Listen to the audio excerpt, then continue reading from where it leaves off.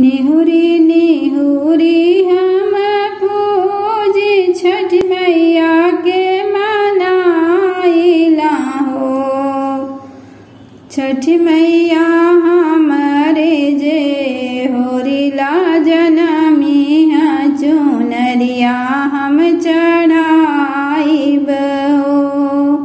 छठ मैया हमारे जे होरिला जनमिया चुनरिया हम चढ़ाइब हो।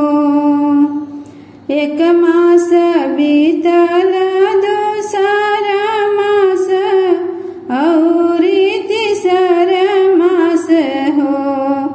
ललना धीरे धीरे दिन नियर आइल नव मास आइल हो।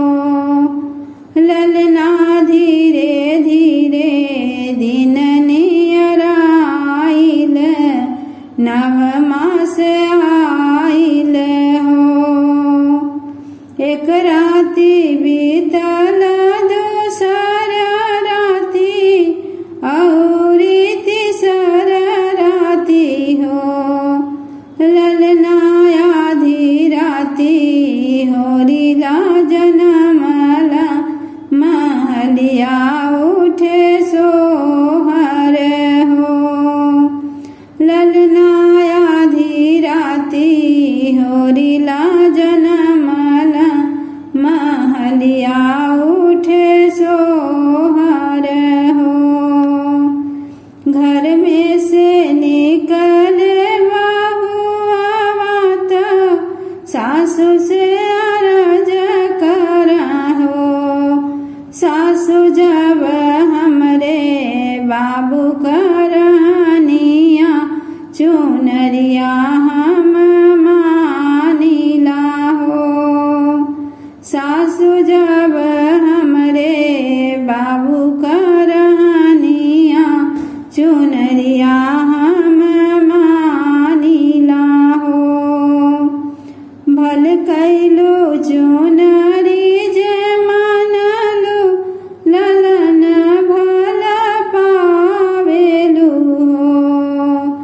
बहुअर नैहरे से चुनरी मंगाव छठ मैया के चढ़ावन हो। बहुअर नैहरे से चुनरी मंगाव छठ मैया के चढ़ावन हो। मोर पिछुअरमा बभनवा हलिया बेगियावन हो। बभना भैया आगे खबर जनाव चुनरिया लेके आवन हो। बभना भैया आगे खबर जनाव चुनरिया लेके आवन हो।